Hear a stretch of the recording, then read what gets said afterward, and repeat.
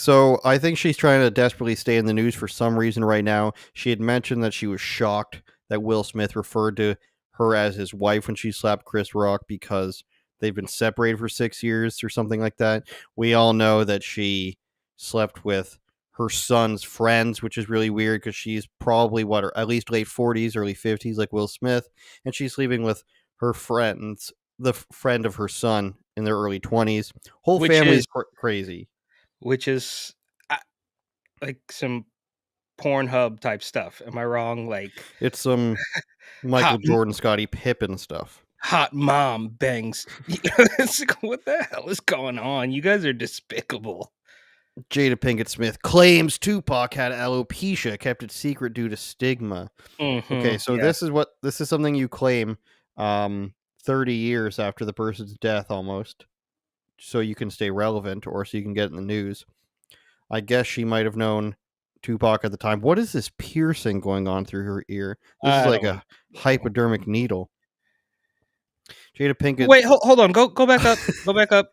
Like, just look. I don't. This is without sounding like a complete and total jerk. Like, she looks like movie level evil, bro. Like, she looks like. A Does she not look? futuristic leader of an admiral spaceship fleet. She's the Yeah. admiral of a spaceship fleet. Yes. Something's not like. Something's just not looking good, bro. Just surface level ad hominem attacks. It's like, dude, you look like you're about to destroy the fleet of. I don't know. All right, yeah, She's onward. been sucking the energy via psychic vampire powers out of men for many years, so maybe that's why. I mean, if she was with Tupac, I don't know, was she? She's claiming Tupac's bald look was no coincidence, nor was it a fashion statement, rather just straight up hair loss. The actress's latest revelation comes courtesy of her People magazine interview. We'll check that out. Right click. Which just dropped this nugget of news. Who's writing this? TMZ. Come on now. I get you got to write it somehow. Like, oh, TMZ. Oh, breaking news. Oh. In their sit down with her ahead of Jada's new book, there it is, Eric. Now, every time we see somebody like this come out with a stupid claim from the past, it's because they've got something new. One of our biggest revelations was what's her face, Hawaiian former senator Tucker Carlson's favorite. Tulsi Gabbard. Tulsi Gabbard, when she was just saying all these things and then it was to drop a podcast. Oh yeah. I That's do one of her remember big that. revelations. She says, I don't think Tupac ever talked about the alopecia he suffered from, going on to explain that his hair started falling around 91, when he would have been about 20, shortly after he had famous run-ins with cops in NorCal. Right. She adds his alopecia patterns were far more extreme than mine. I don't think Pac ever talked about his alopecia, but he also looked really good with a bald head. But that was during a time and during an era that you wouldn't. He just wouldn't talk about it. I mean, I don't think there was this huge stigma around alopecia No, there wasn't. It's all come on, give it a rest, slap. lady. Eric, something I struggle with, and I think many people struggle with these days, is our rose-colored glasses The stigma against alopecia. yeah, that's what we all struggle with. I was going to say our rose-colored glasses as we look back at history. Now, if you watch the Tupac movie, which was signed off on by his people, but people in his family didn't like it, showed that he wasn't actually a criminal.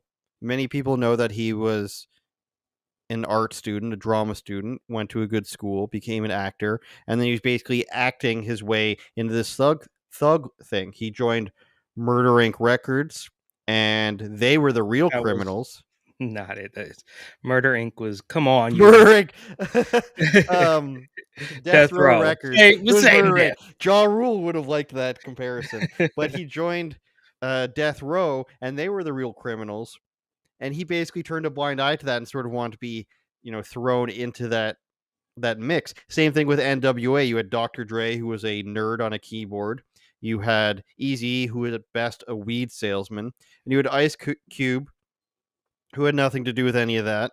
And then I forget the other DJ they worked with, or the other guy they worked with, who ended up leaving. But none of these guys were real gangbangers. And even the F the Police song, which I'm saying because we're 10 minutes in here, was the reason they wrote that song was because their friends got arrested for shooting at people's cars with paintball guns. So they were upset that their friends got arrested for committing a crime, and that's where F the police came from. So I look back and I think a lot of these things are way overblown. And then I'm thinking of this during this story because Jada Pinkett was supposed to be this like hardcore, like she was in all the movies about, living in the street sort of thing. Same with what's her name? Queen Queen Latifah. Queen Latifah. But these are people who are acting since then their late teens. So for her to bring up this thing like, oh, there was a huge stigma around it because if there was a stigma, which I don't believe there was, it was because you guys were pretending to be, hardcore, that you couldn't talk about real issues. And I have a problem with her bringing up a guy who's dead 30 years later to promote a book that she's got. Am I wrong on that? No, but that's what she's completely despicable, bro. That and she looks evil. That's why even like when you look at the picture of her and that shiny bald head, which she's walking around in so proudly because we're battling the stigma or whatever the hell she's talking about. It's all absolutely ridiculous. And I think to your point about Tupac, who may or may not have been involved in the thug life, which he quite obviously notoriously had tattooed on his stomach. It did kind of usher in uh like think about Lil Wayne or Chris Brown. Those were regular, Lil Wayne's been a rapper since he was 16 years old, but it wasn't until he was damn near 30 where he started carrying around a red flag and talking, you know what I mean? Him and Birdman got into all the gangster stuff later, and Chris Brown started talking about he was a gangster later.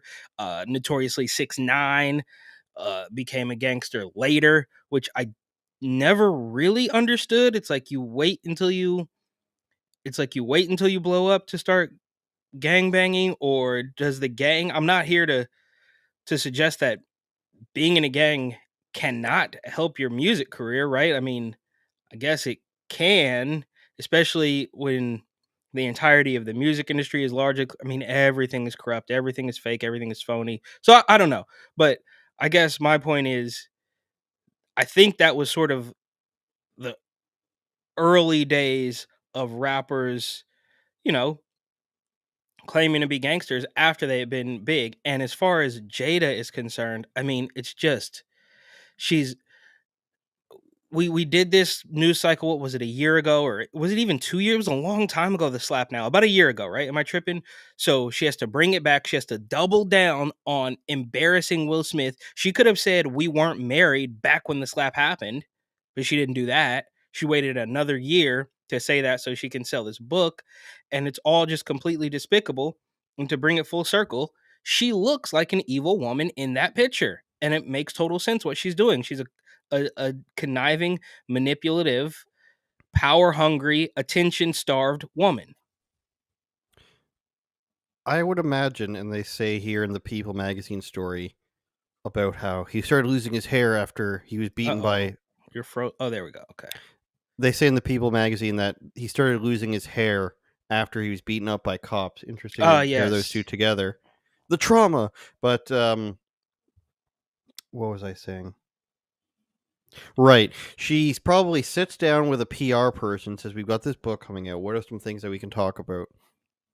And Tupac's in the news. You used to date Tupac, so he's in the news because they're trying to solve his crime. So, do you have any stories about Tupac? And of course, the slap with your husband had. And But he's wait, not go actually your back to husband. the go back to the he was beaten by police officers. So a man that we know wasn't really a gangster was somehow abused by the cops, and People magazine here wants to, like, without fully connecting the two, they want to like subliminally say like the police are just so, it's Well, like, that's what dude. she said. She's the Okay. one who brought it up. All right, fair. Still, okay, whatever. Still, it's like, yeah, like we're still latching onto this narrative of, like just demonizing the cops, even though I would venture to say that the cops should be demonized from a completely different angle because they are in large part henchmen of corrupt politicians, right? So I would say we don't need these despicable, um, you know, yes men, but for a completely different reason than the other people would say we don't need them. If that makes sense. For her to say, and she said, societal pressures, according to People magazine. The reason why it would not be talked about is because nobody cares. There wasn't a victimhood economy like there was today, and now she can say societal pressures, and you're supposed to be like, oh my god, this poor woman, this poor filthy rich woman who happens to be bald because of this illness she has, but nobody actually cares because they understand it's an illness. So if you want to make I try to not make fun of people for something that they can't help. If you want to, go ahead, but I'm not going to say that is a lie. What do I make fun of people who think that they can't help? Eric? I want one example. Look, is it obesity? Well, no, it's more of the special needs kids and the special needs memes that I don't make fun of anyone for anything. Eric's just mad because I sent him great content. Turn it up, Jordan.